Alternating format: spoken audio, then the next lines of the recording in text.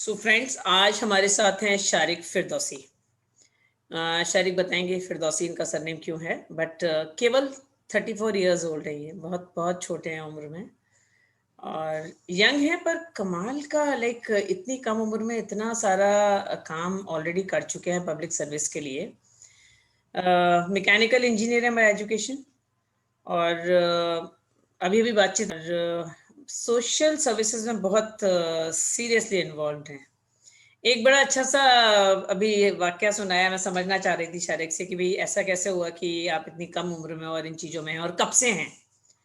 तो इन्होंने कहा मैम आप तो अब जानते हो ना, मैं तो बहुत पहले से ये सब कर रहा हूँ। और ये बताते हैं कि जब ये 4th क्लास में पढ़ रहे थे और वो जो हमारा 26 जनवरी और 15 अगस्त पे गाना बजता है कि ये देश है तुम्हारा नेता तुम्हें हो कल के, उससे इन्होंने ये समझ लिया कि नेता, हम सब नेता हैं, हमको कल के नेता है, हमें देश की सेवा करनी है, उसके लिए हमें चुनाव लड़ने की या चुनाव जीतने की जरूरत नहीं है। और जिम्मेदारी इन्होंने समझ ली कि इसमें आता है ना देश है तुम्हारा, तो इन्होंने समझ लिया देश हमारा है और हमें सेवा करनी है। And you know I can clap you constantly for that Shariq, इस अप्रोच के लिए। ये तो मैंने कभी इंटरप्रिटेशन सोचा नहीं था और ये कमाल का है जिसको मैं भी इम्बाइब करने की कोशिश करूंगी। पर ये शारिक लगे हुए हैं बड़ी सोशल सर्विसेज में। इन्होंने डेली राइट्स में बहुत काम किया है। लोगों को जिस भी किस्म से मदद हो सकती है, मैं वो डिटेल्स नहीं दे रही हूँ यहाँ पर अभी, और वो जो हम यूट्यूब के डिस्क्रिप्शन में भी डालेंगे। फिर कोविड के दौरान तो मेरी इनसे मुलाकात ही हो गई थी, किसी कॉमन कॉन्टेक्ट से हुई थी टेलीफोनिकली, और हम लोगों ने काफी साथ मिलके काम किया। कभी मेरे संपर्क में इन्होंने राशन पहुंचाया, कभी इनके संपर्क में हमने करा। हम लोग बड़े कोऑर्डिनेट, बहुत अच्छा कोऑर्डिनेशन रहा हमारे हाँ। बीच। बिल्कुल। और शारिक का मतलब कभी फोन कर दो आप, मैंने तो कभी सुना ही नहीं शारिक को बोलते कि मैम इतना लेट थोड़ी होता है या इतनी जल्दी थोड़ी होता है, और बस कहने की देर है और ही वुड से हाँ मैम पहुंच जाएगा। मतलब कमाल का डिटर्मिनेशन। कितनी भी जगह कहीं भी कुक्ड फूड पहुंचाना है, कैसे पहुंचाना है, क्या करना है। शारिक याद है you help me for that, मेरे किसी एक नोन के यहाँ मुझे ड्राई राशन पहुंचवाना था and you help me in that also ना, कोऑर्डिनेटेड नोएडा वाला कुछ एक। या नोएडा। हाँ, या तो ये बिग बाजार। कमिटमेंट लेवल, अच्छा मेरे को अंदाजा नहीं लगा कभी उस दौरान की इनकी उम्र केवल 34 साल है। मतलब मुझे लगता था जितनी संजीदगी से बातचीत होती थी और जितना कमिटमेंट लेवल दिखाया जाता था, जितना कॉन्फिडेंस शो करा जाता था, मुझे लगता था कोई आराम से 50-55 साल का आदमी है जिसको वही बड़ा एक्सपीरियंस है लाइफ का। कॉन्टेक्ट्स बड़े सारे थे, आप जिसका नाम लो उसको जानते हैं, सरकार में भी जानते हैं, यहाँ भी जानते हैं। तो but I am really impress, मतलब मुझे तभी भी आई वैल्यूड द फैक्ट, इसके नहीं कि पर अभी पता चला कि इतनी कम उम्र में काफी सर्विसेज दे दी हैं और कमिटमेंट कांस्टेंट है। क्या आप सोच सकते हैं कि सोशल सर्विस के लिए कोई व्यक्ति अपनी जॉब छोड़ देगा और इसलिए कि अब यहाँ ज्यादा टाइम निकल पाता, जब अपना काम करते हैं आप, तो आप सोशल सर्विसेज के लिए ज्यादा टाइम दे सकते हैं। तो ये लगे हुए हैं और शारिक हमारी तरफ से ऑल द बेस्ट कि आप करते रहें ऐसे। आप सारे, आप जैसे बस बहुत आपसे सारे प्रेरणा लोगों की मिलती जरूरत है रहे। जी कि जो बिल्कुल। कॉन्स्टेंटली सोशल सर्विसेज देते रहें, तब ये काम चलेगा। और इतना ये होता ना pure unconditional sense of service, कि जहां पर रिलीजन, कास्ट, क्रीड कुछ मैटर नहीं करता। हम सोचते ही नहीं है, हम केवल एक नागरिक, एक इंसान के तौर पे दूसरे इंसान की मदद करने के लिए खड़े हैं। और कितनी बार हम लोग खतरा मोल लेते हैं, है ना, उन छोटी सोचों के साथ, क्योंकि वो छोटी सोच बहुत गवर्न करती है सब जगह। पर फिर भी हम इसको बोलते हैं टाइड अगेंस्ट द टाइड, तो कर रहे हैं, फाइट अगेंस्ट द टाइड है। शारिक आज बात करने वाले हैं विमेन इशू पर, और मैं हमेशा बोलती हूँ विमेन इशू मतलब सोसाइटी इशू, बिल्कुल। क्योंकि विमेन अकेली नहीं है ना। अगर एक विमेन है, विमेन ने एक पूरी सोसाइटी क्रिएट करी हुई है। और आपकी अगर 50% आबादी विमेन है और हर आदमी के संग एक औरत कई कई तरीके से जुड़ी हुई है, माँ, बेटी, बहन और सैकड़ों रिश्ते। तो अगर वो वुमेन सुरक्षित नहीं फील कर रही है आपके घर की, आपसे कनेक्टेड, तो आप सुरक्षित नहीं है। आप एज अ मैन सुरक्षित नहीं है, आप एज अ सोसाइटी सुरक्षित नहीं है, आप एज अ मैन हैप्पी नहीं है, आप एज अ सोसाइटी हैप्पी नहीं है। सो फॉर श्योर अगर आपको as a society, as a man, as a living being खुश रहना है, तो आपकी सराउंडिंग्स खुश रहनी जरूरी है। और वो वुमेन आपकी एक एग्जिस्टेंशियल वैल्यू रखती है। तो वो खुश रहना उनको ज़रूरी है। तो शारिक से आज सुनना चाहेंगे कि किस तरह से ये एज़ अ मैन विमेन के उस प्रॉब्लम को देख पाते हैं, समझ पाते हैं और इनका अपना व्यू पॉइंट क्या है, वो मसले क्या हैं और उनके सॉल्यूशंस क्या हैं। शायद इस बात का हम खास ख्याल रखेंगे कि अपने मंच पे या अपने इस प्लेटफॉर्म पे हम जी, लोग इसलिए सब जुड़े हैं कि हम उन समस्याओं की बात करें, पर एट द सेम टाइम हम उनके लिए सॉल्यूशंस दें। बिल्कुल। है ना? केवल प्रॉब्लम्स पे बात करके हम नहीं जाएंगे, हम भागेंगे नहीं। हम सॉल्यूशंस ढूंढेंगे और उस सॉल्यूशंस को हम लेके जाएंगे फेंस के आखिरी छोर तक बैठे हुए व्यक्ति के लिए भी। ठीक है? जी, तो बिल्कुल। शारिक बताइए आप। जैसा कि हमारा देश जो भारत है, ये परंपराओं का, सभ्यताओं का, मान्यताओं का, प्रथाओं का देश है। तो यहाँ पे बहुत सारी प्रथाओं के साथ कुप्रथा, कुरीतियाँ जो आज भी चली आ रही हैं और इसका खामियाज़ा सबसे ज़्यादा जो उठाना पड़ रहा है, भुगतना पड़ रहा है, वो महिला समाज को उठाना पड़ रहा है। जहाँ तक घरेलू हिंसा की बात है, तो ये मुद्दा सिर्फ़ भारत का ही नहीं है, पूरे विश्व में अगर आकलन किया जाए, हुँ, तो हर जगह महिला जो हैं, इस घरेलू हिंसा से पीड़ित हैं। पर एक यूएन की एक रिपोर्ट थी जिसमें कि उन्होंने सर्वे किया था तो 70% वुमेन 70% महिलाएँ जो हैं, कभी न कभी अपने जीवन में घरेलू हिंसा की शिकार होती हैं। तो पहली चीज़ क्या है कि अब हमारे भारत में देखिए जागरूकता की बहुत कमी है। कानून तो हमारे यहाँ बहुत सशक्त कानून बने हैं महिलाओं के लिए और ख़ासकर जब 2005 में घरेलू हिंसा निवारण कानून जब आया, तो काफ़ी अधिकार दिए गए महिलाओं को, पर इसका जो सही से इम्प्लीमेंटेशन नहीं हो पाया है। महिलाएँ जागरूक नहीं हैं, वहाँ तक बात पहुँची नहीं है, कोई जनसंवाद होता नहीं है। महिलाओं को ये भी नहीं पता है, जो पीड़ित है, उसे ये नहीं पता है कि जो चीज़ें उसके साथ घटित हुई है, जो घटना घटी है, तो वो हिंसा है या नहीं है। जब तक वो रियलाइज़ नहीं होगा, तो वो व्यक्ति, वो पीड़िता जो है रिएक्ट कैसे करेगी? पहले तो कि आप उस चीज़ को नोटिस कीजिए कि अब नोटिस की यहाँ तक बात है, तो जो हिंसा होती है, जैसे कि अगर मान लिया कि अगर किसी पुरुष ने महिला को, पति ने अपनी पत्नी को मारा, थप्पड़ मारा, तो वो एहसास होता है कि शरीर पे चोट लगा। अगर कहीं से ब्लीडिंग हो रही तो पता चला कि हाँ भाई यहाँ ब्लीडिंग हो रही तो वो शारीरिक हिंसा को वो समझती है। लेकिन उसके साथ-साथ जो हिंसा होती है, उसको वो दिनचर्या समझती है, डेली रूटीन समझती है आम बात है, ये हैबिट है। वो अब उसको ईज़िली ले लेने लगती है। तो सबसे पहले मैं यहाँ पे ये बताना चाहूँगा हिंसा के बारे में कि हिंसा जो है सबसे पहले जो शारीरिक हिंसा होती है, तो शारीरिक हिंसा में जैसे कि शरीर पर चोट लगना, मारना, पीटना, घसीटना, धक्के देना, ठोकर मारना, दाँत काटना, बाल खींचना, ये सारे जो हैं शारीरिक हिंसा के अंदर आते हैं। दूसरी चीज़ होती है आर्थिक हिंसा। आर्थिक हिंसा में कि घरेलू दायित्वों का निर्वहन नहीं करना, यानी भरण-पोषण के लिए चीज़ें मुहैया नहीं कराना, आर्थिक मतलब सपोर्ट नहीं करना, आपको स्वास्थ्य सुविधा नहीं देना। तो ये जो है आपको आर्थिक हिंसा में ये सारी चीज़ें आती हैं। और उसके बाद आपको आर्थिक हिंसा में ये चीज़ भी आती है कि आप समझ लीजिए जैसे कि कोई महिला नौकरी पेशा है, नौकरी करती है, तो उसका वेतन ले लेना। महिलाएँ अक्सर बहुत सारे ऐसे केसेज़ मैंने देखे हैं कि महिलाएँ सुबह से शाम ड्यूटी करती हैं और जब मंथ की 1 तारीख, 2 तारीख को जो सैलरी आती है, वो उसका पति सारे के सारे पैसे ले लेता है। या फिर महिला की कोई प्रॉपर्टी है, उसको बेच देना, महिला की कोई प्रॉपर्टी है जो भाड़े पे चल रही है, वो रेंट ले लेना। तो ये सारी जो है आर्थिक हिंसा है एक प्रकार की।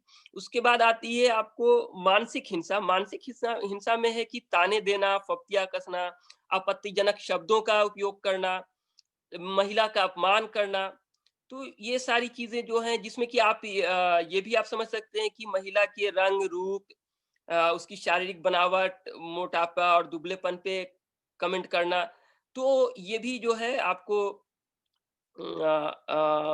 मानसिक हिंसा में आती है।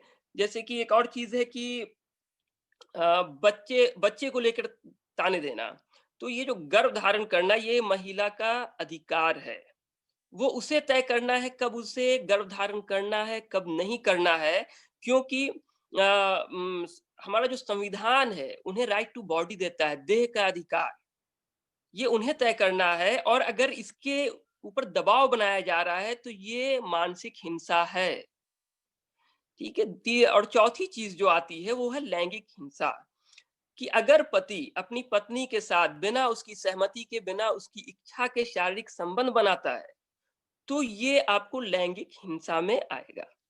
तो अब ये सारी चीज़ों में से बहुत सारी चीज़ें हैं जो दिन प्रतिदिन प्रतिदिन महिलाएँ अपने जीवन में इन चीज़ों से गुज़र रही हैं, पर उन्हें आभास या एहसास ही नहीं है कि ये हिंसा है। और एक चीज़ और मैं यहाँ बोलना चाहूँगा कि हिंसा जो है सिर्फ़ शादी के बाद नहीं होती है। हिंसा शादी से पहले भी होती है, हो सकती है उसके माता-पिता द्वारा, उसके भाई-बहनों के द्वारा। ये भी घरेलू हिंसा में ये चीज़ें भी आएँगी। क्योंकि हम सीधा समझते हैं, जैसे घरेलू हिंसा की बात हुई तो हम सीधा समझते हैं कि पति द्वारा हिंसा किया गया है। तो ये घरेलू हिंसा में वो भी चीज़ें आ सकती हैं।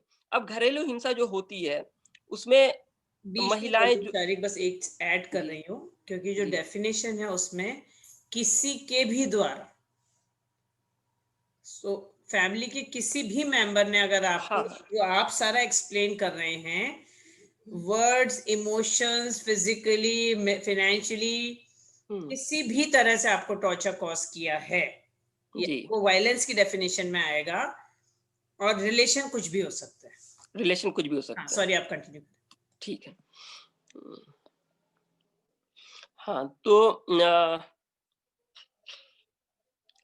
जैसा कि जो रिपोर्ट्स आती हैं, अभी एक रिपोर्ट्स में जो है कि 2015 के बाद घरेलू हिंसा में 34% की वृद्धि हुई है। और एक चीज़ से एक और सर्वे में है कि हर 90 मिनट में एक महिला की मृत्यु होती है घरेलू हिंसा से।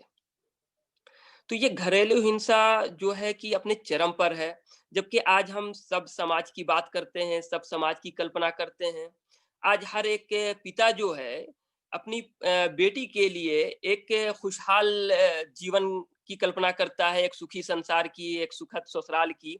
पर वही पिता जब किसी और की बेटी उसकी पत्नी के रूप में है, तो वही पिता की मानसिकता वहाँ चेंज हो जाती है। फिर वो अपने घर को, वो सुखद, वो माहौल, वो उस कंफर्टेबल ज़ोन नहीं बना पाता है, और वो अपनी बेटी के लिए अपेक्षा कर रहा है दूसरे के बेटा से। और जब उसे मौका मिला है अपनी पत्नी के साथ अच्छा व्यवहार करने का, तो वहाँ वो बंदा फेल्योर है। तो ये दोहरी मानसिकता समाज के लिए बहुत घातक है, जो जो कि ये समाज को पूरी तरह से जो है कि पिछड़ेपन की तरफ ले जा रहे हैं। लोग तो बातें बातें देखिए, ह्यूमन राइट्स की बात होती है। ह्यूमन राइट्स की बहुत बातें होती है, जबकि मेरा मानना है कि there is no human rights without women rights. कोई मानवाधिकार है ही नहीं जब तक महिला का अधिकार नहीं है। तो महिला आपके लोकतंत्र के लोकतंत्र में आधी हिस्सेदार हैं महिलाएँ। और इतने सारे अधिकार हैं उनके, और महिलाओं को अधिकार छीनने की या माँगने की ज़रूरत ही नहीं है। उन्हें अब सिर्फ़ अधिकार जताने की ज़रूरत है। उनका अधिकार है, उन्हें जताना है सिर्फ़।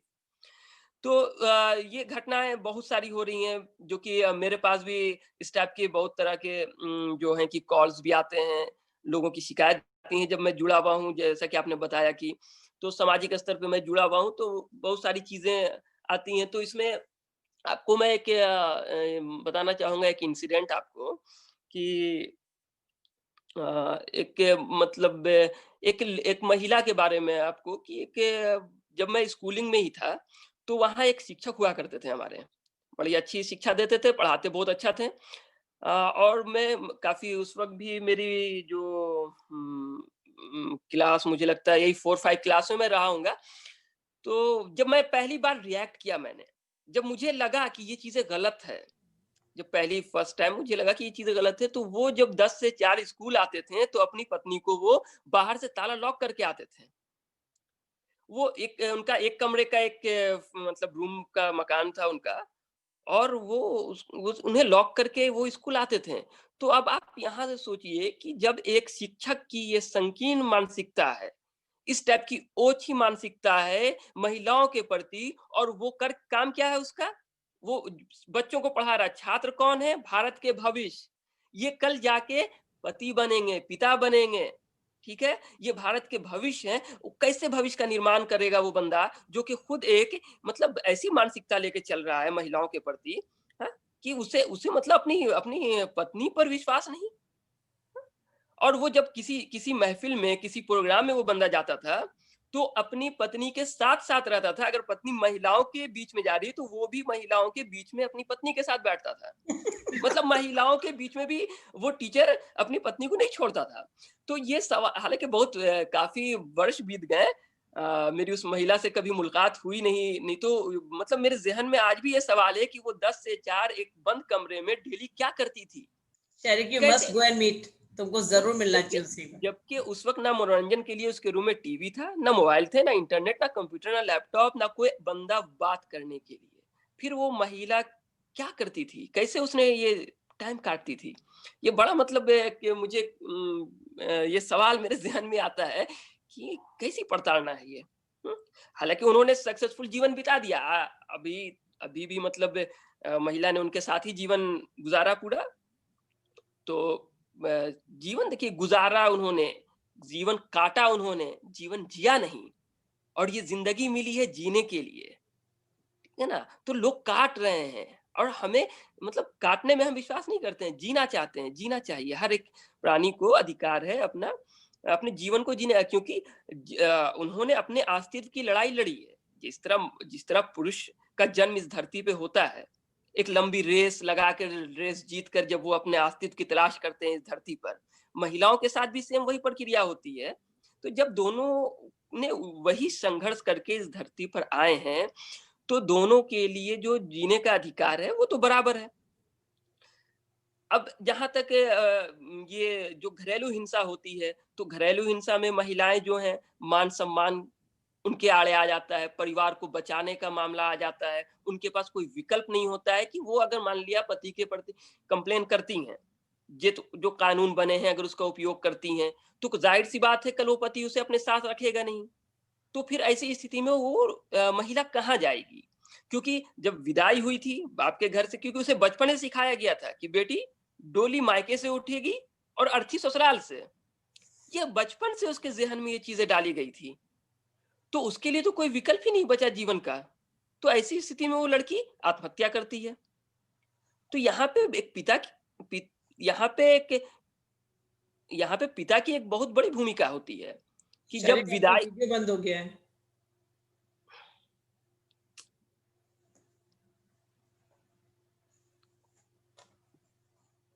Shariq, your video has been blocked. आ रहा है। एक्चुअली एक कॉल आ रही थी उसके चक्कर में। हम्म।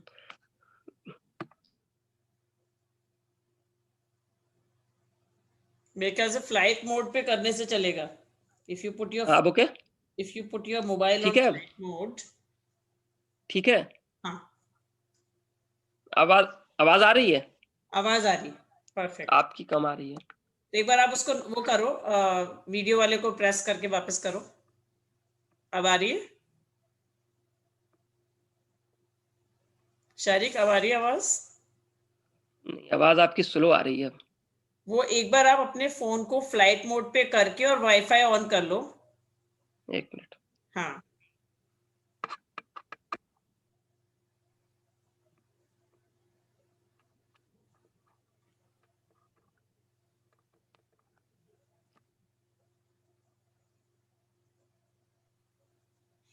शारिक, वीडियो ऑन करना होगा। आ रही है आवाज? हाँ, आ रही है। कम ठीक आ है? रही है? कम आ रही है? हेलो? मेरी आवाज़ आ रही है आपको? आपकी बिल्कुल ढंग से आ रही है, मेरी मेरी आवाज़ आ आ रही रही है? है? हाँ, हाँ। हाँ, आपकी थोड़ी स्लो आ रही है, पता नहीं क्यों। हम्म। ख़ैर अ, हाँ, तो जब जब विदाई होती है, जब पिता अपनी बेटी की विदाई करता है, हम्म। तो अगर वो सिर्फ़ एक लाइन, एक वाक्य बोल दे कि बेटी वहाँ कोई भी समस्या हो, किसी भी तरह की आपको परेशानी हो, तो ये घर आपके पिता का घर आपके लिए सदैव खुला है। आप वापस आ सकती हैं। मुड़ने का ऑप्शन ये जो है पिता को देना होगा। लेकिन पिता जो हैं, वो पता नहीं कौन से मान-सम्मान और मर्यादा को ढो रहे हैं कि अपनी तलाकशुदा बेटी को देखना पसंद नहीं करते, लेकिन उसी बेटी की अर्थी उठाना वो पसंद करते हैं। हाँ? ये हमारा समाज कहाँ जा चुका, हम कौन से सोच में जी रहे हैं, कैसी मान मर्यादा, कैसा सम्मान। हाँ? और वो जो महिला है, वो जो पीड़िता है, वो अपने पिता की नाक बचाने के लिए अपने पूरे शरीर का त्याग और बलिदान कर देती है। हाँ? ये कैसा, मतलब कैसा समाज हमने बना दिया है, कैसे, मतलब न्याय के बारे में तो सोचना बात, वो अगला स्टेप है, बाद में सोचना, लेकिन पहले हम उस चीज को रियलाइज तो करें। रियलाइज ही नहीं है। वो मतलब नाक, पिता की नाक, सम्मान, और उसके चक्कर में वो उसके मतलब पूरी अग्नि में आहुति अपनी शरीर को वो दे देती है। तो ये चीज़ें जो है आपको और जब ये ऐसी चीज़ें होती हैं, तो वो महिला अगर उनकी आप हेल्प करने जाएँ, तो वो उनके माना कि महिला और पति सॉरी, पुरुष और महिला जो पति-पत्नी हैं, उन दोनों के बीच अगर शारीरिक हिंसा हो रही है, अगर कोई तीसरा बंदा उसमें इंटरफेयर करता है, तो वो कहते हैं ये हमारे घर का मामला है, हमारे परिवार का मामला, हमारा निजी मामला है। तो ऐसे ऐसे स्थिति में मैं लोगों से अपील करना चाहता हूँ आपके माध्यम से, कि उन्हें स्पष्ट शब्दों शब्दों में जवाब दें कि ये आपके घर का, परिवार का मामला नहीं है, ये समाज का मामला है, और हम समाज में रहते हैं, और समाज में हम गलत नहीं देख सकते, नहीं होने देंगे, और इस पे रोक लगाएँगे। क्योंकि समाज का मामला है, ये किसी के घर का मामला नहीं है। महिला जो है, और जब हम समाज में रह रहे हैं, तो हमारे इर्द-गिर्द कोई भी चीज़ें गलत होगी, तो ये हमारा अधिकार है कि उसके खिलाफ हमें मतलब कदम बढ़ाना है, आवाज़ उठानी है, विरोध करना है। ये किसी के घर का मामला नहीं है, ठीक है? तो और जो ये मामला में देखिए, कोई भी क्राइम जो होता है, घरेलू हिंसा का जो मामला आता है, उसके पीछे एक आर्थिक कारण होता है। सबसे बड़ा कारण जो होता है, वो दहेज का होता है। क्योंकि ज़्यादातर केसेज़ में यही देखा गया है कि दहेज की वजह से महिला को प्रताड़ित किया जाता है। उसे ताने दिए जाते हैं, ससुर की तरफ से, सास की तरफ से। और देखिए, एक इसमें अहम रोल, बहुत अहम रोल ससुर का होता है, क्योंकि एक लाइन हम सब सुनते हैं कि महिला ही महिला की दुश्मन है। हम्म। ये कितना सच है, इसको समझना पड़ेगा कि आखिर मतलब इस बात में क्या सच्चाई, ये मिथ है या वाक़ई रियलिटी है कि महिला ही महिला की सबसे बड़ी दुश्मन है।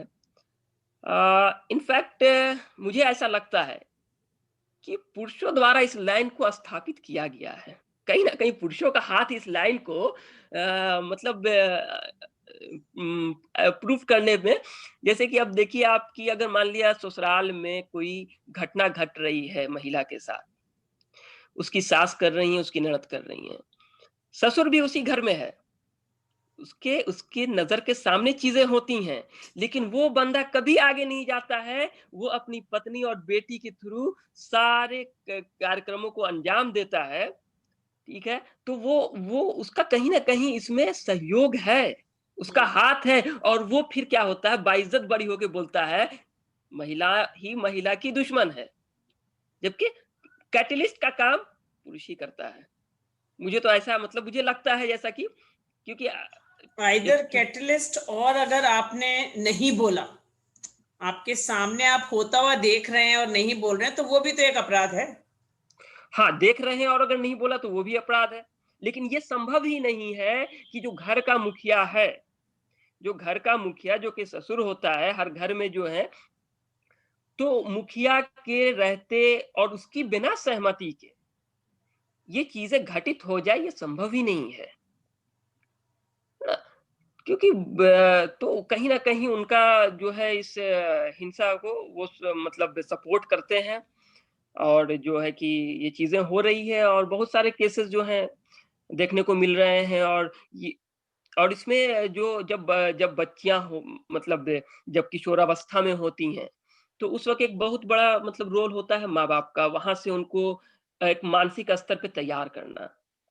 क्योंकि बच्चियाँ जो हैं वो घर से ही जैसे वो बोलना शुरू करती हैं, सवाल करने लगती हैं, किसी बात का विरोध करने लगती हैं, तो वहाँ पे उसकी माँ उसे बोलती है, "तू लड़की ज़ात है, ज़्यादा ना बोला कर, तुझे दूसरे घर जाना है।"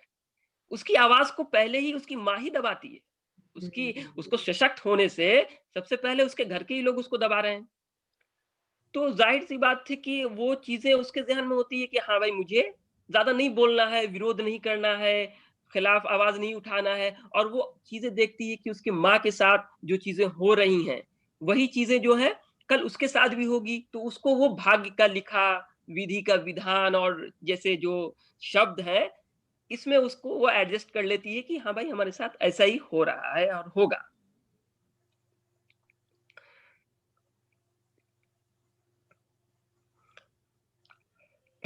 अब चीज़ें जो ये इसमें जो अंतर आएगा, अब हुँ, इसके लिए जो है कि कैसे चीज़ों से हम मुक्ति पा सकते हैं? क्योंकि एक तो अगर हम देखें तो हमारे समाज में 2 बहुत बड़ी कुप्रथा थी। एक तो सती प्रथा और ये दूसरा दहेज प्रथा। सती प्रथा से तो हमने मुक्ति पा ली है, लेकिन ये दहेज प्रथा से मुक्ति पाने के लिए युवा संकल्प, युवा शक्ति की ज़रूरत है। यही है जो चेंज ला सकते हैं। हुँ, क्योंकि अगर मान लिया किसी बंदे जैसे मैं एग्ज़ाम्पल कि मैं हूँ, अगर मेरे फ़ादर ने डॉरी ले ली, दहेज लिया मेरे फ़ादर ने, अब तो मैं कुछ नहीं कर सकता हूँ। चेंज मैं कर सकता हूँ कि मैं ना लूँ। अगर मैं ये संकल्प करूँ कि ठीक है, पिताजी ने तो मिस्टेक कर दी, लेकिन अब मैं मिस्टेक को सुधारूँ कैसे? तो ये पहल मुझे करना होगा, ना कि ये कि भाई ये परंपरा है हमारी, हमारे दादाजी ने लिया था, पिताजी ने लिया था, मैं भी लूँगा, ये सुधरेंगे नहीं, परंपरा। जी? सुधरेंगे नहीं। नहीं, सुधरेंगे नहीं। तो द तो नहीं, मेरी बातें होती है, जैसे कि जो आज के जो स्टूडेंट्स हैं, मैं जाता हूँ, उनसे संवाद करता हूँ। उन लोगों से भी जो अगले 1-2 सालों में शादी कर रहे हैं, जिनकी हो रही है, तो मैं दहेज के मुद्दे पे उनसे मुखर होके बात करता हूँ, सारी चीज़ें स्पष्ट करता हूँ, तो वो उनका उनका इस पे क्या विचार आता है? वो कहते हैं, बहुत लोग कन्विंस होते हैं, बहुत सारे लड़के, बोलते हैं यार बात तो सही है आपकी, दहेज जो है एक अभिशाप है, एक भीख है, वगैरह-वगैरह, बट हम लोग मजबूर हैं। क्यों मजबूर है भाई? तो हमारे पीछे हुँ, हमारे पेरेंट्स का प्रेशर है, हम उनको ना नहीं बोल सकते। हमारे माँ-बाप जो हैं, उनका दबाव है कि दहेज लेना है, और हम उनके विरुद्ध खड़े नहीं हो सकते, इतने हम सशक्त नहीं हैं। दूसरी चीज़, उनका इतना इन्वेस्टमेंट है हमारे ऊपर, वो इन्वेस्टमेंट, तो उस इन्वेस्टमेंट के एहसान में हम दबे पड़े हैं, तो हम खुलकर विरोध नहीं कर सकते कि दहेज मत लीजिए। तो मजबूरी में हम नहीं चाहते हुए भी हमें लेना पड़ेगा। हुँ, ये सच्चाई है, ये बहुत सारे लोगों ने विचार चेंज किए हैं कि दहेज नहीं लेना है, लेकिन माँ-बाप के प्रति मजबूर हैं और ले रहे हैं। तो और जबकि अगर आप धार्मिक व्यू से अगर हम देखें, देखिए, हमारे भारत में, इस देश में महिलाओं को देवियों का रूप माना जाता है। त्याग बलिदान की प्रतिमूर्ति बोलते हैं, और देवी इवन की महिलाओं, माँ के पैर के नीचे जन्नत जैसे शब्द हैं, बिल्कुल है ये। और ये रिलीजन को जहाँ तक मैंने अध्ययन किया, तो महिलाओं का बहुत सम्मान है रिलीजन में। लेकिन रिलीजन के मानने वालों ने इसको मतलब अपने हिसाब से सेट कर लिया। अभी जबकि महिला बोलती है कि मुझे देवी मत मानो, मुझे भगवान मत मानो, मुझे तुम अपने बराबर का इंसान ही मान लो। हुँ, वही बहुत है, उतना ही तुम कर लो मेरे लिए। लेकिन हम उसे देवी मान रहे हैं। अभी देखिए कि अगर अपनी माँ के पैरों के नीचे जन्नत सभी लोग मान रहे हैं। लेकिन वही अगर किसी दूसरे की माँ है, आपके अपनी माँ। बच्चों की माँ है, जी? आपके बच्चों की माँ है। हाँ, हाँ, हाँ, बिल्कुल। मेरी माँ हो या मेरे बच्चों की माँ हो, हुँ, तो देखिए हमारी तुरंत सोच बदल जाती है। जबकि वो भी अपने पैरों में स्वर्ग लेके घूम रही है। बाहर कोई महिला को अगर मैं देख रहा हूँ, वो भी स्वर्ग लेके घूम रही है, क्योंकि वो भी किसी की माँ है। हर माँ के पैर के नीचे जन्नत है। ऐसा थोड़ा है कि सिर्फ़ विशेषकर मतलब ये विशेषता जो है सिर्फ़ मेरी माँ के पैरों में है, ऐसा नहीं है। हर माँ के पैरों में है, और जब हम अपने समाज में घूमते हैं तो माँ ही माँ है, हर तरफ। सबके पैरों के नीचे स्वर्ग घूम रहा है ना, तो फिर हमारे विचार क्यों बदल जाते हैं? फिर हम ये जो दोहरी मानसिकता, हम देखिए, हम ना सामाजिक बन सके ना धार्मिक बन सके, हमने समाज को ढोंगी बना दिया है। ये पूरा एक रंगमंच बना दिया है समाज को, और सब कलाकारी कर रहे हैं लोग अपने अपने हिसाब से, चीजों को जो है तय कर रहे हैं। तो हुँ, हमारे ये दोहरी मानसिकता की वजह से जो है कि हमारा नजरिया बदल जाता है चीजों के प्रति। जबकि हुँ, अगर मेरी माँ है, तो वो माँ होने से पहले एक महिला है। बाद में मेरी माँ बनी है। तो पहले महिला का सम्मान है, हाँ? फिर उसके बाद आप उसको माँ के दर्जे पे देखते हो, लेकिन उसका एक अपना अस्तित्व है, एक अपनी पहचान है, जो कि महिला की पहचान है। अगर वो महिला ना होती तो मेरी माँ नहीं बन सकती वो। मेरी माँ बनने के लिए पहली शर्त थी उसका महिला होना। वो महिला बनी तो ही मेरी माँ है। तो ये जो महिलाओं के अस्तित्व की लड़ाई जो है, ये महिलाओं को अपनी लड़ाई खुद लड़नी पड़ेगी पहली चीज़। हम्म। क्योंकि हर किसी को अपनी लड़ाई, अपनी रक्षा स्वयं सबसे पहले पहल करनी होती है। आपको कोई सपोर्ट कर सकता है, सहयोग कर सकता है, आपके समर्थन में खड़ा हो सकता है, लेकिन आवाज़ जो होगी, पहली आवाज़ महिला की होनी चाहिए।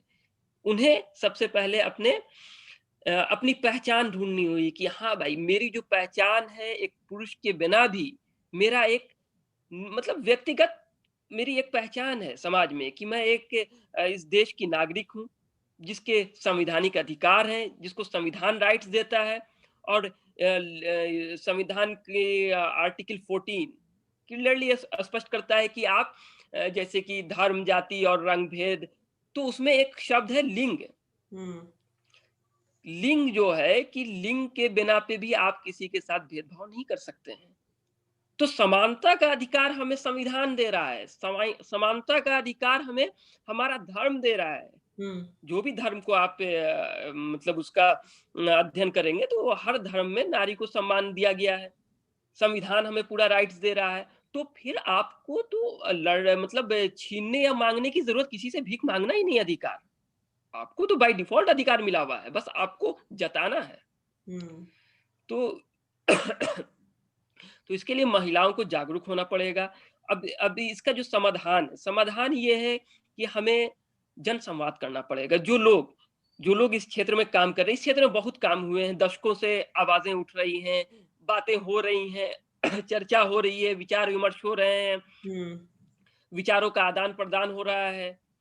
ये दशकों से हो रहा है, लेकिन जितना हुआ है हम्म। और बाकी है, बहुत कुछ करना बाकी है और हम सबको इसमें पहल करनी होगी, बात करनी होगी लोगों तक, उनके अधिकार को बताना होगा कि भाई ये आपके अधिकार हैं, ये चीज़ें आपके साथ गलत हो रही है और हमारी हमारी इस समाज में होने के नाते हम सबकी एक ये ज़िम्मेदारी बनती है, ये नैतिक ज़िम्मेदारी है, जो सामाजिक चेतना का बोध कराती है कि हम कितने सजग हैं और जब तक सामाजिक चेतना नहीं आएगी हम में, हम सब समाज की कल्पना करना धोखा है, बेईमानी है। हम्म। ये हर एक व्यक्ति को अपनी सामाजिक चेतना जगानी होगी कि आपके इर्द-गिर्द, आपके परिवार में, आपके पड़ोस में, हम्म। आपके शहर में, जहाँ भी आपके नज़र के सामने कुछ भी गलत हो रहा है, हम्म। किसी के साथ भी गलत हो रहा है, आप आवाज़ उठाइए, आप रिएक्ट कीजिए, विरोध कीजिए, तभी सब समाज की कल्पना वास्तविकता में बदल पाएगी। आप ये बोलते हो शारिक कि अ, जी, आवाज उठानी होगी या फिर महिलाओं का साथ देना होगा या उनको बताना होगा कि ये तुम्हारे राइट हैं। तो एक तो पहलू वो है कि महिला जानती है और वो जताए। जी, ठीक है। जताएँ। तो वो तो ये एस्पेक्ट है कि वो जानती है खुद। दूसरा एक एस्पेक्ट है कि वो जानती ही नहीं है और आप बताएंगे। तो मैं आपसे वो एग्जाम्पल्स पूछ रही थी कि जी, मतलब आपने बहुत कमाल कमाल की बातें की। इनफैक्ट अभी जब बीच में डिस्कनेक्शन होता तो हम लोग बात कर रहे थे कि ये कुछ चीजें ऐसी थी जो हमने कभी नहीं बोली है, कभी नहीं उस ढंग से समझी। जैसे आपने जी, बोला कि हर हर महिला, हर माँ अपने कदमों के नीचे एक जन्नत लेके घूम रही है। एग्ज़ैक्टली। बहुत बहुत कमाल का एक्सप्रेशन है और ये शायद सीधा समझ में आने वाली बात है। जी, पर मैं आपको ये पूछ रही हूँ कि हम लोग सब ये सारी बातें जो आप और हम सब कर रहे हैं, हम कर लेते हैं, जी, पर क्या हम इसको वॉक द टॉक करते हैं कि जब हमारे आसपास है। जैसे अगर मैं आपसे एक सवाल पूछूं कि शारिक आप 34 साल के हैं, जी, आपने क्या अपने इस दौरान में, इन 34 सालों में, मान लीजिए शुरू के 4-5 साल तो बच्चा बहुत छोटा होता है, पता नहीं, पहले आप तो 4 साल की उम्र में बहुत ज्यादा नोटिस करते थे चीजें, है ना। आपने दो बातें नोटिस कर ली, एक तो गाना नोटिस कर लिया और दूसरा आपने अपने शिक्षक की टीचर हरकत नोटिस कर ली। तो आप तो 4 साल का आपको केवल वो मिलेगा, तो अब 30 साल के पीरियड में आपने कितनी बार ये महसूस करा कि ये सामने वाले का वायलेशन हो रहा है किसी भी तरीके से, चाहे जी, फिजिकल हो, इमोशनल हो, किसी और तरीके से हो, एंड देन यू एक्टेड और रिएक्टेड। जी।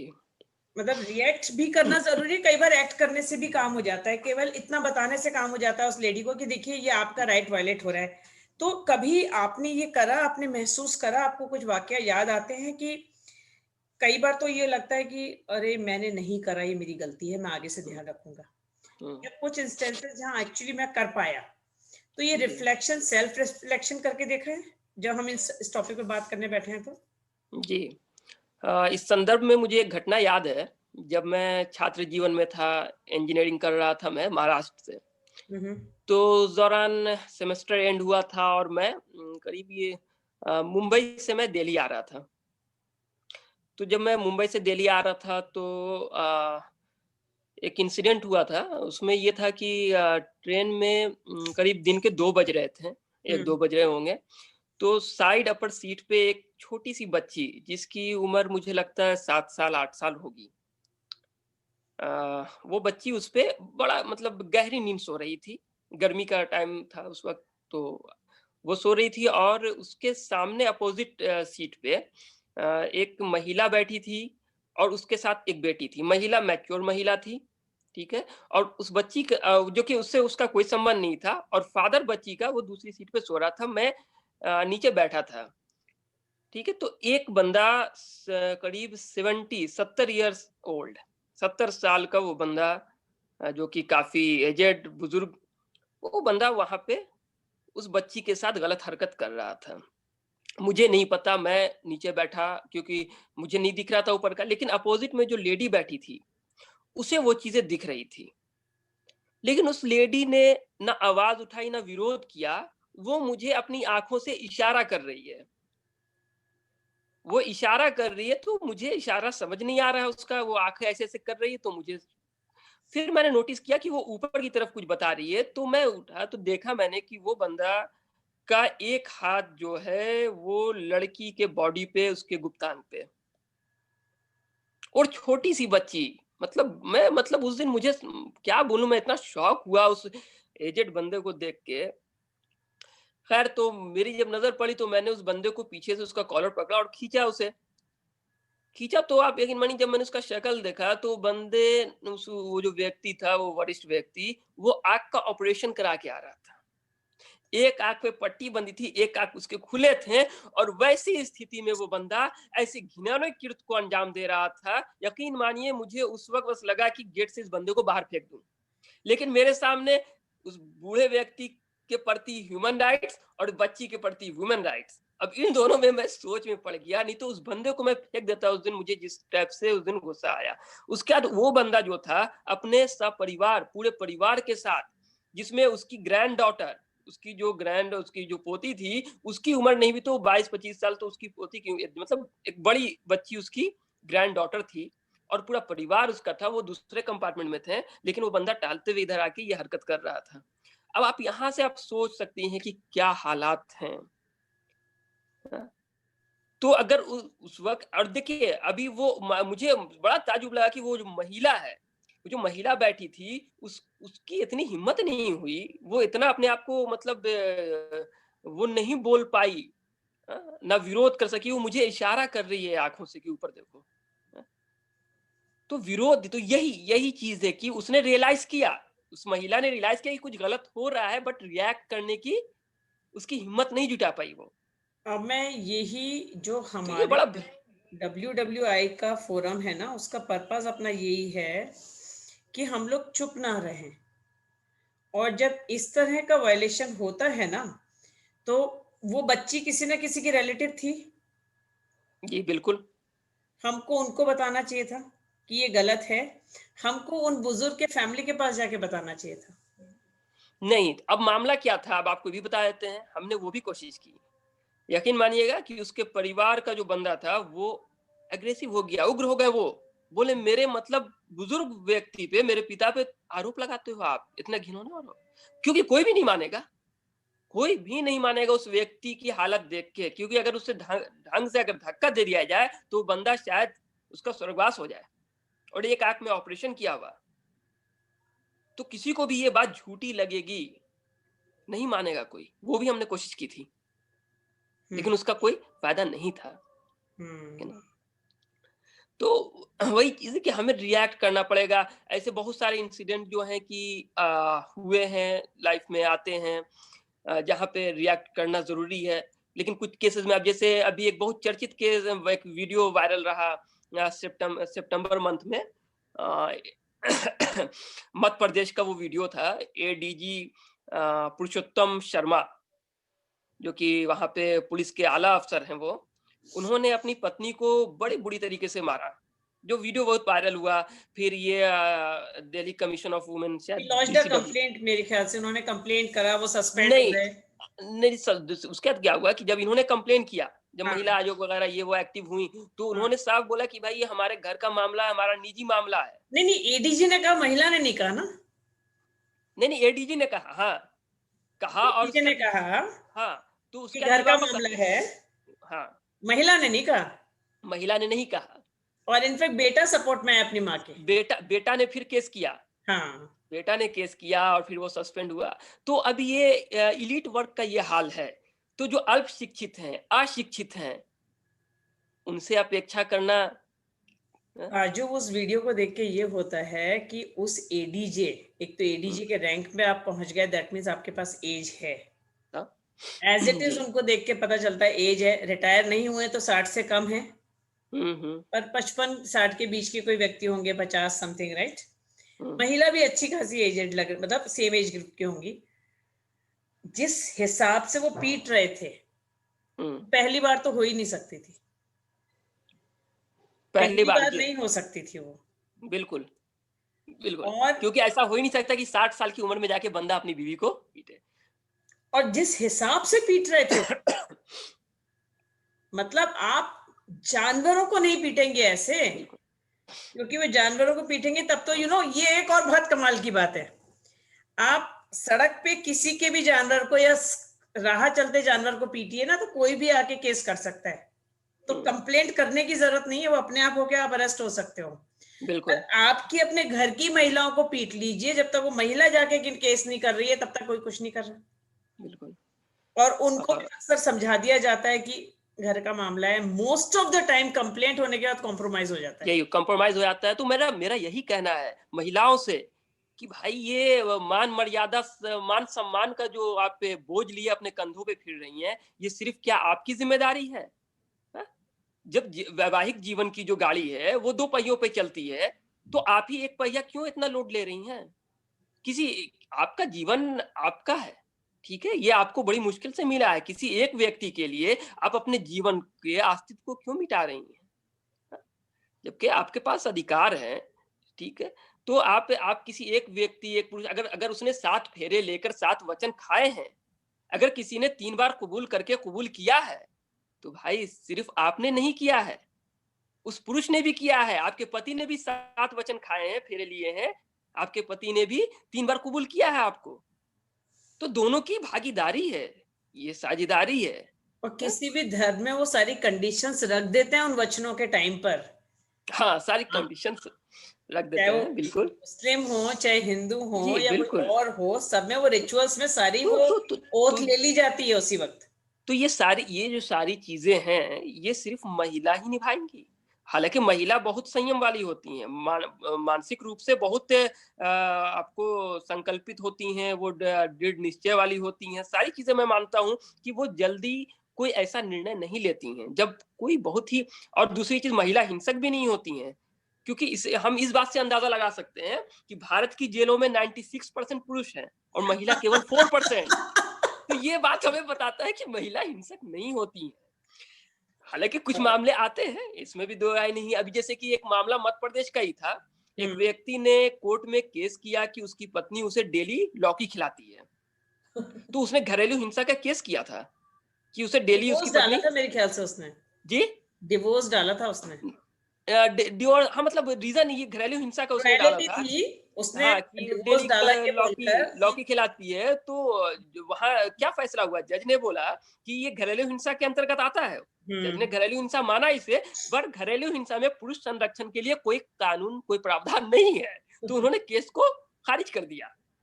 तो ये चीज़ें, ये तो एक मतलब गिने-चुने चेरी कहीं कहीं ऐसी चीज़ें आ जाती होंगी, पर जो मेजॉरिटी में जो मामले आते हैं, जो बड़े स्तर पे और जो सबसे ज़्यादा जो अत्याचार और जो इस चीज़ को पीड़ित होती हैं, वो महिलाएँ होती हैं। और महिलाओं को ये भी चीज़ समझना होगा कि जो क्राइम को सहना और जो क्राइम करने वाला है, उसको सहने वाला उससे बड़ा गुनहगार है। अगर आपके साथ क्राइम हो रहा है और आप क्राइम को सह रहे हैं, बर्दाश्त कर रहे हैं, तो ये आप भी क्राइम कर रहे हैं। आप बोलिए, आवाज़ उठाइए क्राइम के खिलाफ, जो भी आपके साथ अन्याय हो रहा है, उसके खिलाफ बोलिए, आवाज़ उठाइए। शायद मुद्दा ये भी है ना, ये तो बात मुझे समझ में आती है कि जिसके हम जो ये सब समझाते हैं, और ये बात हम लोग सदा से समझाते आ रहे हैं, जी, मतलब सब लोग की आवाज़ उठाइए, मत सहिए, वगैरह, वगैरह, वगैरह। बट एज़ अ सोसाइटी हम फेल नहीं होते हैं क्या? क्योंकि अगर जब हम होते हुए देखते हैं, हम कितनी बार हम लोग भी तो इग्नोर करते हैं। बिल्कुल तो करते लाइक हैं। एक परपिट्रेटर है, हुँ, एक विक्टिम है, और एक वो साइलेंट सोसाइटी है। तो एज अ सोसाइटी तुम, मैं और लोग, हम भी फेल होते हैं ना जब हम ये होता हुआ बिल्कुल, देखते हैं। अगर बिल्कुल, आपसे मैं बिल्कुल पूछूं कहते हैं। शारिका आज कि भाई आपने जी। कितने मुद्दे ऐसे याद हैं जब आप रिएक्ट करिए, आपने कितने इग्नोर करे? आप बताओ, आपको याद आएंगे क्या इग्नोर करे हुए? हाँ, देखिए जहाँ तक याद आएँगे रिएक्ट किए हैं, लेकिन वो कम हम्म, याद आएँगे। इग्नोर किए हैं, वो ज़्यादा याद आएँगे मुझे। आते हैं। जी, बिल्कुल। हाँ। क्योंकि देखिए इंसिडेंट जो है कुछ इग्नोर के जहाँ तक है, हम्म। तो इग्नोर के कुछ ज़्यादा बड़े बड़े इंसिडेंट तो नहीं हुए हैं।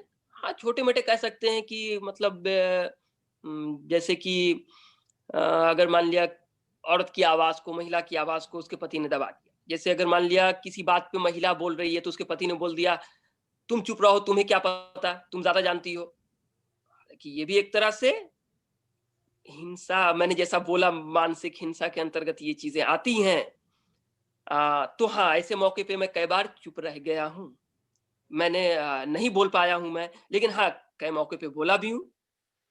कई मौके पे मैंने इस बारे में बोला भी है, लेकिन कई बार चुप भी हो गया हूँ। जैसे कि अभी एक बार इंसिडेंट हुआ था कि बस में महिलाएँ थीं और एक बंदा सिगरेट लेके चढ़ गया। वो हम्म। सिगरेट पी रहा था, बस के अंदर महिला अनकम्फर्ट फ़ील कर रही थी, लेकिन वो कुछ बोल नहीं पा रही थी। तो मुझे दिखा तो मैंने उस चीज़ के खिलाफ बोला उस बंदे को, तो मैंने उससे उसकी सिगरेट फेंकवाई। तो उस बंदे ने सिगरेट फेंकी। तो कहने का मतलब जबकि और भी लोग थे, ऐसा नहीं है कि मैं ही उस बस में एक पुरुष था, और भी लोग थे। लेकिन लोग जो हैं इग्नोर करते हैं, यार जिसका मामला है वो समझें, दूसरों के मामले में क्या ज़रूरत है पड़ने का। तो ये इस चीज़ों से हमें बाहर निकलना होगा। ये दूसरों का मामला नहीं है, हमारे समाज का मामला है, हमारे देश का मामला है और हमारे लोगों का मामला है। हम्म। तो ये हमारा मामला हुआ, तो हमें जो है कि ये सही कह साइलेंट। रहे हो। अगर ये आदत पड़ जाएगी ना, कि अगर मैं गलत करूंगा, जैसे मैं ये एग्जाम्पल में बहुत ज्यादा देती हूँ कि आप मार्केट में हैं, और शॉप पे जैसे होता है ना, बाहर सामान जी, उस पे होता है, डिस्प्ले पे होता है, और मैं चलते चलते वहां से कुछ सामान उठा लूं, तो शॉपकीपर इमीडिएटली रिएक्ट करेगा, दो एक लोग और जी, कर देंगे, ठीक है ना, और मेरी उस हरकत को गलत माना जाएगा। अगर चुप रह जाओगे तो वो एक एक्सेप्शन होगा, बाय एंड लार्ज चोरी करने पे लोग रिएक्ट कर देंगे, जी, तो आप चोरी पर रिएक्ट कर देते हैं। जी। पर जब किसी महिला के संग कोई हो रहा होगा तो उस वक्त रिएक्ट नहीं होगा, तो वो चोरी नहीं लगती है।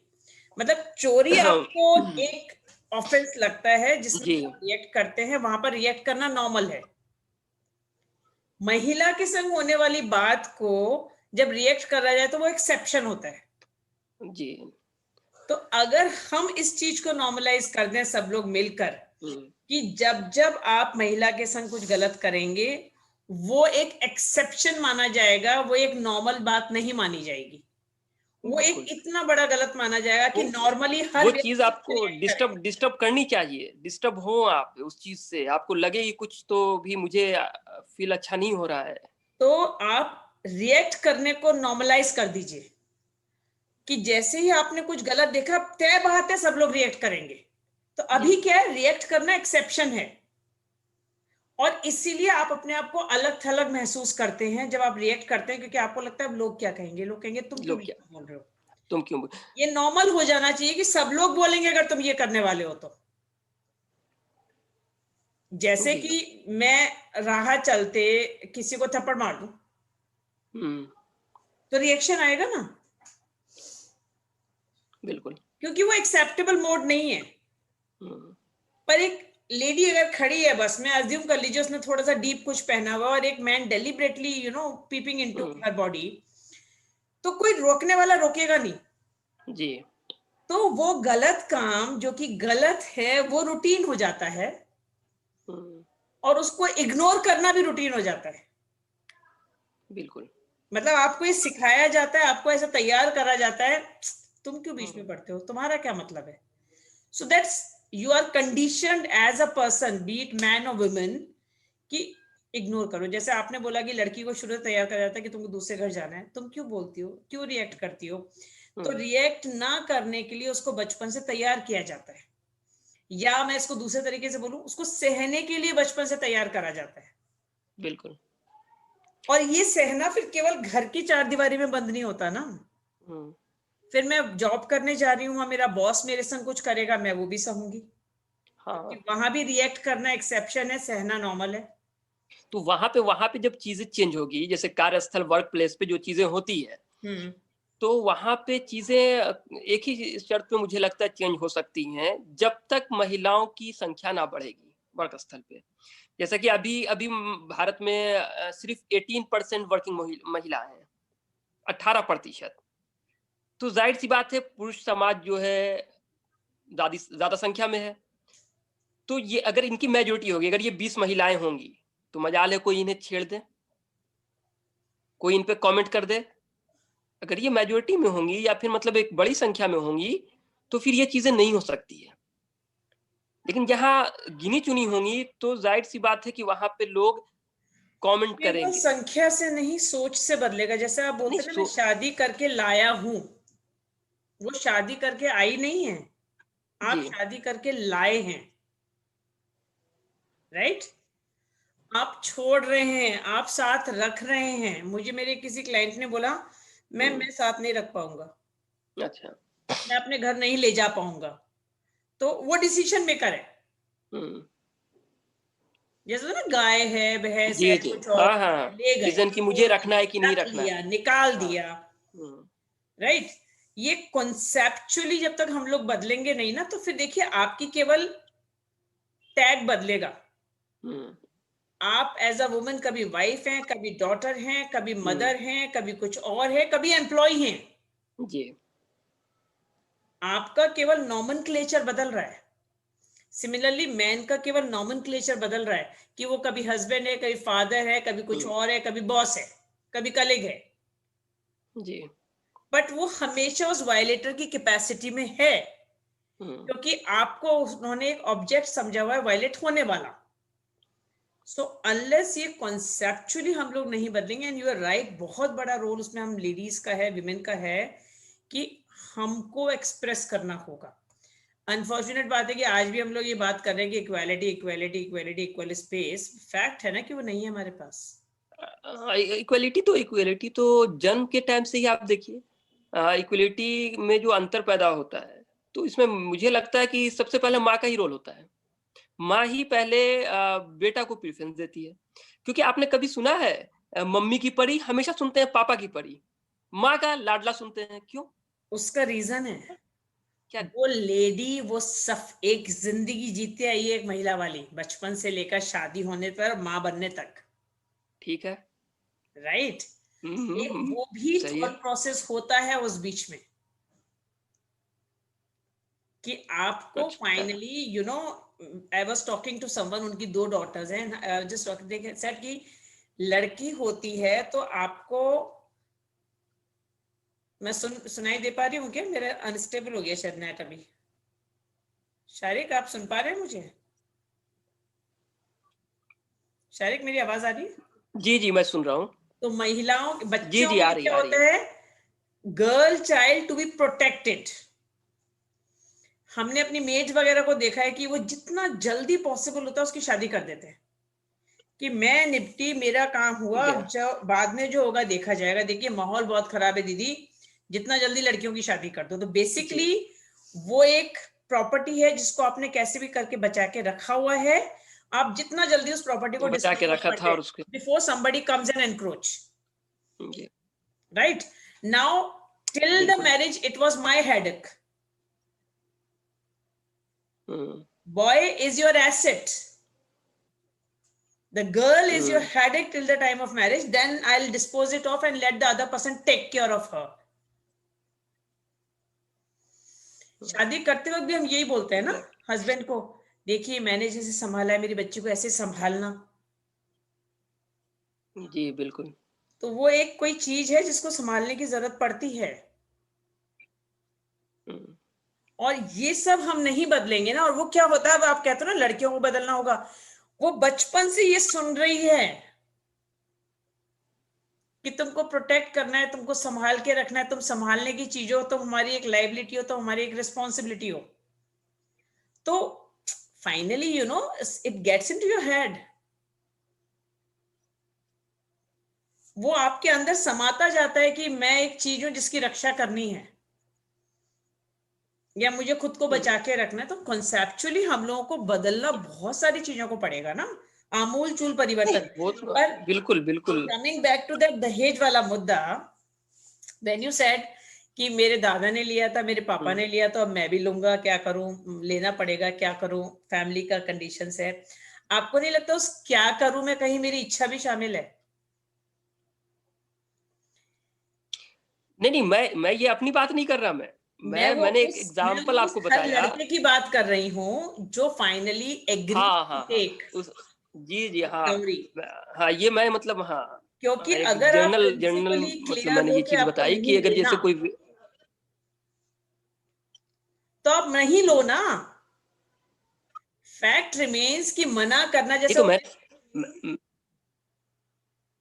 जैसे वो ब्यूटी मैंने जैसे पेजेंट्स बताया होते हैं, आपको। जैसे ब्यूटी पेजेंट्स होते हैं ना कि सारी बातें अच्छी करनी होती है हमारे खड़े होकर मंच पे, Mother Teresa and all that, hmm and finally we will go back to movies and dance around the trees. Similarly यहां पर भी ये कहना अच्छी बात है कि मेरे को डॉरी नहीं लेना, बट क्या करूं? मत लीजिए ना आप। मतलब how many boys of today's time can be forced to do a certain job by parents? अगर पेरेंट्स बोले यही जॉब करो तो लड़का कर लेगा? नहीं बिल्कुल नहीं। वो नहीं कहेंगे नहीं इसी इसी में मैंने तो जो लड़का रह लेगा। नहीं नहीं मतलब अगर आपको अब कंपेल किया जाएगा तो अपने पर्सनल डिसीजंस में तो आप नहीं मानोगे पेरेंट्स की। बिल्कुल बिल्कुल नहीं। नहीं दैट नहीं मैं नहीं मानूंगा, लेकिन मैं मतलब अगर मैं बात करूं समाज की, तो आज भी जो लड़के हैं बिल्कुल मतलब वो निर्भर करते हैं अपना माँ बाप के निर्णय पे। बिल्कुल मैं देख रहा हूँ समाज में कि आज भी ये चीज माँ बाप तय करते हैं। ठीक है ना? मैं क्यों डायरेक्ट आपको अपने कजन का बताती हूँ। मतलब जी आज से कोई 15-20 साल पहले मेरे कजन की मैरिज होने वाली थी, और उसने अपना घर, अपना रूम बिल्कुल खाली रखा हुआ था, फ्लोर पे बिस्तर डाल के सोता था।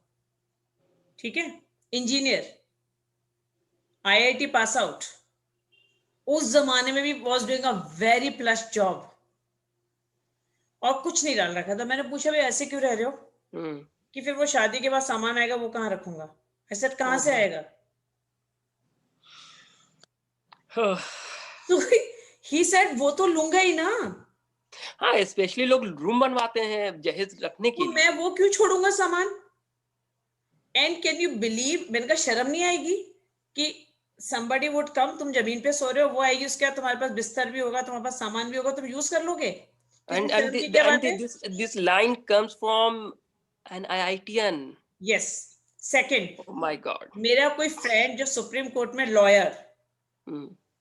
उसके इतनी अच्छी फैमिली से आता, क्योंकि उसके फादर भी लॉयर, उनकी बहुत शानदार बिल्डिंग्स वगैरह जयपुर में। यहाँ पर ही वॉज लिविंग ऑलरेडी उस एज में जब मैं रेंट पे रह रही थी, उसके पास अपना घर था यहाँ पर दिल्ली में।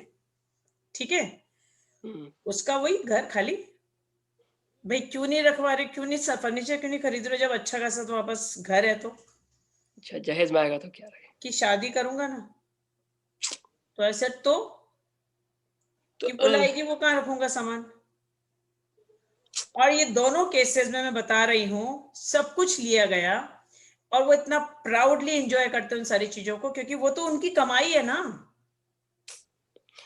अच्छा, यहाँ पे एक चीज़ आप बताइए मुझे कि जब शादी होती है, ठीक है? तो अभी वो बेड लाते हैं जहेज़ में, बेड लेते हैं, बर्तन लेते हैं। जबकि ये अपने आप को समाज में बड़ा प्रतिष्ठित मानते हैं कि भाई हमारी बड़ी इज़्ज़त है, बड़े हम सब लोग हैं, संस्कारी लोग हैं, बड़े संबल लोग हैं।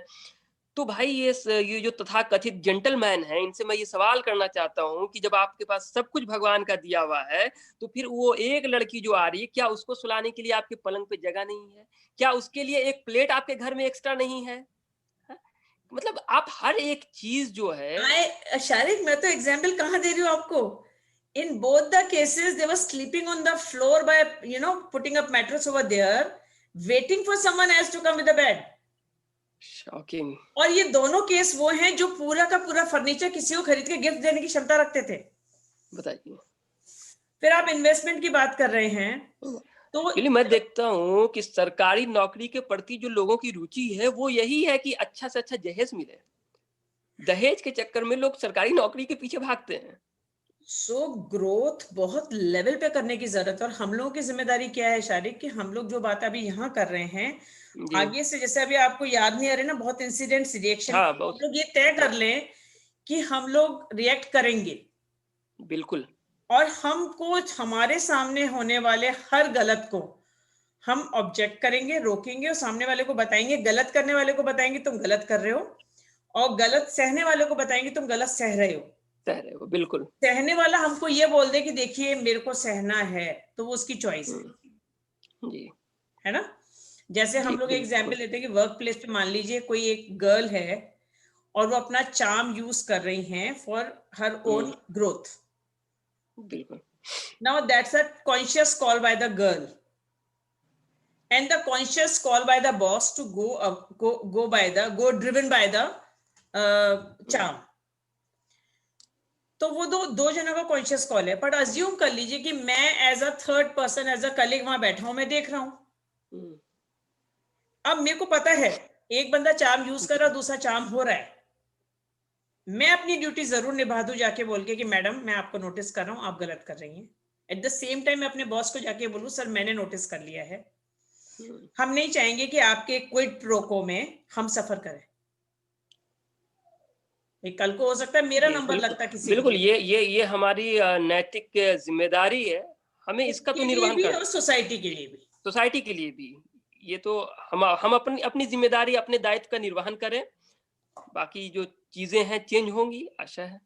हम कॉन्शियस थिंकिंग रिएक्टिंग सोसाइटी बने, बिल्कुल, म्यूट स्पेक्टेटर ना रहे। भगवान ने अगर हमको आंख कान दिया है, जबान दी है, तो हम उनका सही इस्तेमाल करें और रिएक्ट करने को नॉर्मल समझा जाए, हर व्यक्ति ये समझ ले, मतलब हमारी सोसाइटी की आदत पड़ जाए कि जब जब गलत होगा रिएक्शन आएगा, बिल्कुल, तो शायद हम लोग बहुत हद तक अचीव कर बहुत पाएंगे हद जो हम तक। चाह रहे हैं। जी, बिल्कुल। शारिक, बड़ा अच्छा सेशन रहा और I am really impressed. Oh! Thank you. बहुत अच्छी सोच है तुम्हारी, और you think out of the box, बड़ा अच्छा इंटरप्रिटेशन है हर चीज का। और मैं बात करते करते सोच रही थी कि मैं अगर अपने आप को 34 की एज में ले जाऊं तो मैं कितनी ग्रोन अप थी, लाइक मेरे पास मेंटल ग्रोथ कितनी थी। मैं कभी इसको टेस्ट करूंगी ओह! कि मैचेबल था क्या, like was I as good as you are today. But good, we will keep thank you. Touching base. और इन सब चीजों को आगे तक लेके जाना है हम लोग को। ज़रूर, ज़रूर, बिल्कुल। We have to uh, keep doing these talks. बिल्कुल, हाँ, मतलब अगर हम जाग गए हैं, तो हमें जहाँ तक हो सके लोगों को जगाना है, सोने नहीं देना है, सोने नहीं देना है। सोते नहीं बिल्कुल, रहने देना है एक्चुअली। जी। ओके चलिए, शारिक, ठीक है, bye, thank good evening. It was good session, I enjoyed a lot. Thank